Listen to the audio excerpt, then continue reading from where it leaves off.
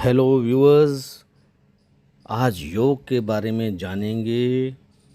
योग का अर्थ है जुड़ना या एकजुट होना, और ये एक प्राचीन भारतीय अनुशासन है जो मन और शरीर और आत्मा के बीच सामंजस्य स्थापित करने पर केंद्रित है।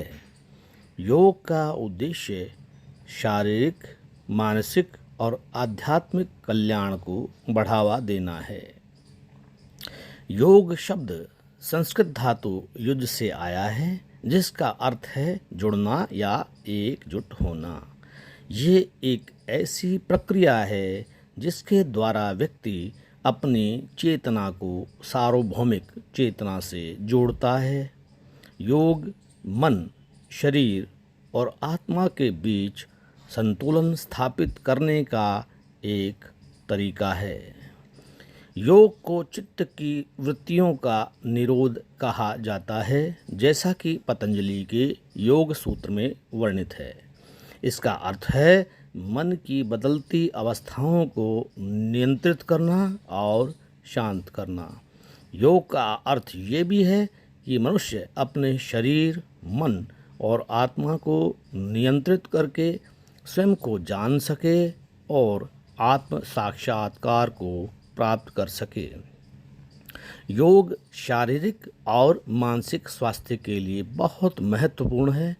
ये तनाव और चिंता को कम करने में मदद करता है। योग सहनशक्ति, लचीलापन और आत्मविश्वास विकसित करने में भी मदद करता है। ये एक आध्यात्मिक अभ्यास है जो व्यक्ति को आत्म जागरूकता और आंतरिक शांति प्राप्त करने में मदद करता है। योग के माध्यम से व्यक्ति अपने जीवन में सकारात्मक परिवर्तन ला सकता है और बेहतर जीवन जी सकता है। योग के विभिन्न पहलू कौन कौन से हैं? पहला है आसन, जो कि शारीरिक मुद्राएं जो शरीर को मजबूत भी और लचीला भी बनाती हैं। दूसरा प्राणायाम, श्वास नियंत्रित करने की तकनीकें जो मन और शरीर को शांत करती हैं। ध्यान जो है मन को एकाग्र करने की प्रक्रिया है जो आंतरिक शांति और स्पष्टता प्राप्त करने में मदद करती है। यम और नियम, नैतिक सिद्धांत जो व्यक्ति के आचरण को नियंत्रित करते हैं, ये भी योग का हिस्सा हैं। प्रत्याहार, इंद्रियों को बाहरी दुनिया से वापस लाना। धारणा का मतलब धारण कर लेना, एकाग्रता को धारण करना। ध्यान, मन को एक बिंदु पर केंद्रित करना। समाधि का अर्थ है आत्मज्ञान। तो ये थे योग के विभिन्न पहलू, जिसमें पहला था आसन, जिसमें शारीरिक मुद्राएं आती हैं। उसके बाद प्राणायाम, जो कि श्वास को नियंत्रित करने की तकनीकें हैं। और ध्यान, जो कि मन को एकाग्र करने की प्रक्रिया है जो आंतरिक शांति और स्पष्टता प्राप्त करने में मदद करती है।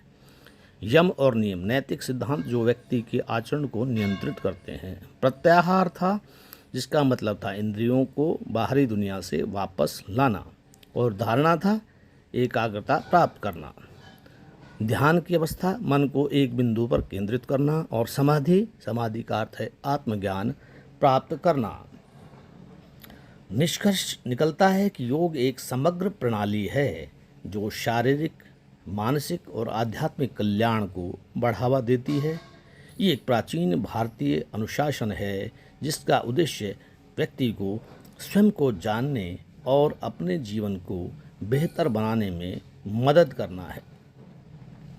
और योग के जनक कौन थे, इसके बारे में भी हम बातें करते हैं। तो योग के जनक थे महर्षि पतंजलि, जिन्हें माना जाता है योग का जनक। उन्होंने योग सूत्रों की रचना की, जिसमें योग के सिद्धांतों और प्रथाओं को व्यवस्थित रूप से संकलित किया गया है। महर्षि पतंजलि को योग के जनक के रूप में जाना जाता है क्योंकि उन्होंने योग को एक व्यवस्थित विज्ञान के रूप में स्थापित किया।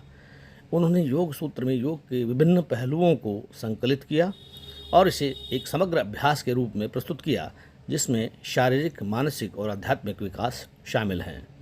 उनके योग सूत्र में अष्टांग योग, 8 अंग जिसके हैं, का वर्णन है, जिसमें यम, नियम, आसन, प्राणायाम, प्रत्याहार, धारणा, ध्यान और समाधि शामिल हैं। According to Indian embassy Poland, इन अंगों के माध्यम से व्यक्ति अपने शरीर,